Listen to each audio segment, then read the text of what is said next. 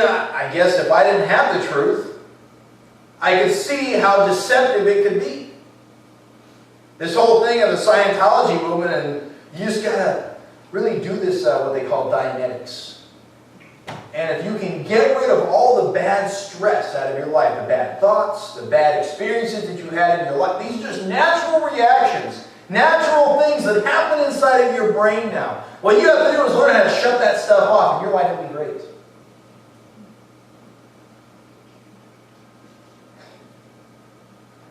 Well, in a way, that's kind of right. If you can get your mind off of yourself and onto Christ, then your life is going to be a lot better. Get rid of all the stress, stop with all the unforgiveness, get rid of all that stuff. I get that. But the direction in which they're pointing it's the wrong way. But that's what Satan does. He gives a little bit of truth, mixes it in with a lie, and then you have a new cult. And then this whole thing about Christian Science, I was actually pretty encouraged. I got on the website. They have right at the front page, it says, our core beliefs. I said, oh, this is good. I'm going to be able to get some good bullet points right here, some things, what they believe. And then they give about a 3-sentence blurb as to who Mary Baker Eddy was and how she got started. And then they said, if you like a full understanding of what we believe, purchase Christian Science and the Bible, and there it all is in our book. So I'm thinking, wow, so in order to just get the basic understanding of your religion, as you call it, you're going to hawk your book at me. And that's where you can just see they're taking the truth of the gospel, the truth of it, mixing in some of what they want. But then again, even there on their website, you dig a little bit deeper and they say that we do not believe that Jesus Christ is God. We do believe He was a good prophet.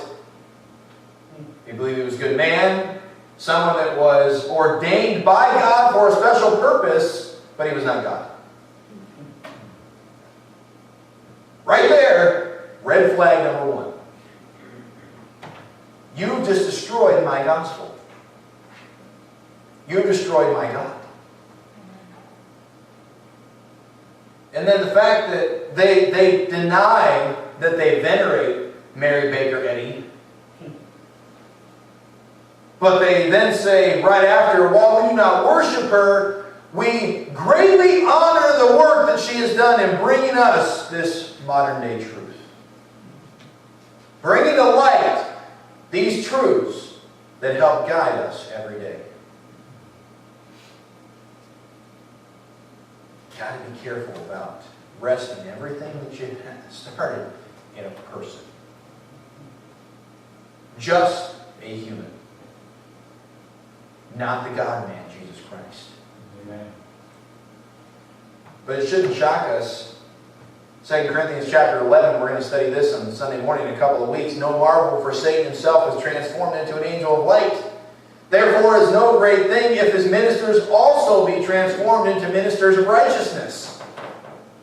It shouldn't surprise us that these people look good. They say a lot of the right words. They use the same terminology, the same Christian verbiage. But then when you really dig down deeper, you see that we don't worship the same God. And they are way off from the truth of the gospel. And we look into verse 6, though. There. Verse 6 says, which has come unto you as it is in all the world, and bringeth forth fruit as it does also in you, since the day ye heard of it and knew the grace of God in truth. Once again, this gospel that is in us, it is come to them as it is in all the world. It now brings forth fruit. What sort of fruit are we showing in our lives? How if somebody looked at us, how would they know that we are a Christian? Now, no one can judge our soul except God. It's not my place to judge another man's soul. But I do have to be discerning. Especially as a spiritual leader of a church, I have to be discerning as to whether or not I see the fruit in someone's life that would seem to exhibit the salvation that they're proclaiming. Jesus said in John 15, said, I have chosen you and ordained you that you should go and bring forth fruit, and that your fruit should remain. And that's always the tricky part. People can spring up and have all sorts of stuff right away. You can see that they're on fire for God, but then maybe a few months or even a few years later, they just disappear. Trickle away. What happened to them? Where do they go? Where's the fruit that remains? And that's why I beg of you that you would join with me in trying to reach out to some of these people that have fallen by the wayside in our church.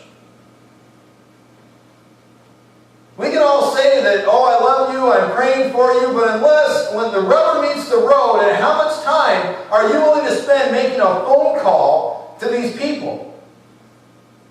To going over to their houses and trying to reach out to them. I praise God today that the fourth time that we went over to the Buck's house, I finally got to talk to Lynn Buck.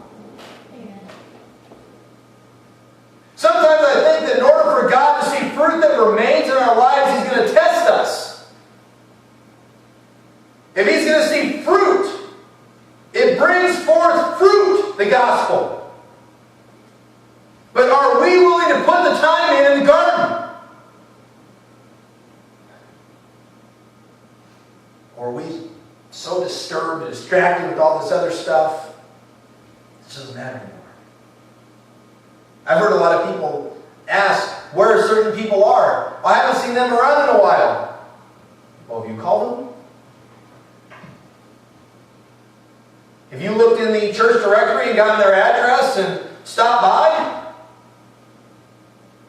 Maybe just map out where they live, so if you're running an errand, you might think, you know what, I think I'm right near somebody's house that I haven't seen in a while, so I'm going to jet by their house. I'm not saying you have to spend hours there, but make an appearance. And I'll tell you, every time that I go by somebody's house, just that way they know that I've been there, I take little cards with me. And if anything, I'll fill out a little card that says, hey, just stop by, we really missed you, haven't seen you in a while. Or just want to let you know what we're thinking about you and that we love you and we miss you. And stick a card on the door. It shows an investment of your time. It shows an investment of some gas. It shows that you really say that when you say you love someone, you will make sacrifices for them. I tell you, if we want to see this church grow, and if we want to see this church truly honor and glorify God, for the long term, not just the short term, not just the fruit, but the fruit that remains,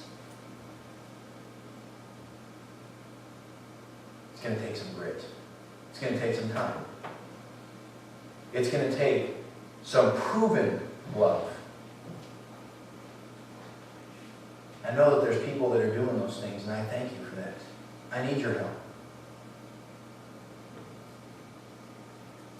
I can't do it all, and even if I could, you're missing out on the blessings. Tell you how they stood on that doorstep for 2.5, 3 minutes today.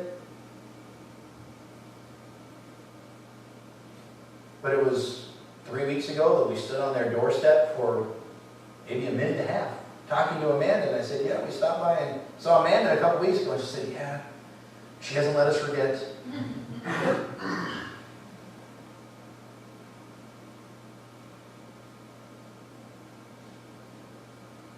It breaks my heart sometimes to think this is where some of those people need to be.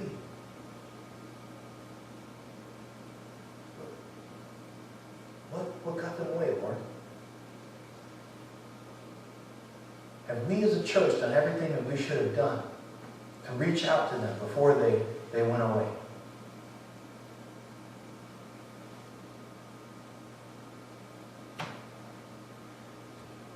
Said that they had fruit since the day that they had heard of it. There was an immediate response to God's teaching. An immediate response to His Word. You see that all throughout the early church. When the gospel made an impact in someone's life, they immediately went and got baptized. They immediately identified with Christ. It was an immediate. It's so funny to me how we have such a microwave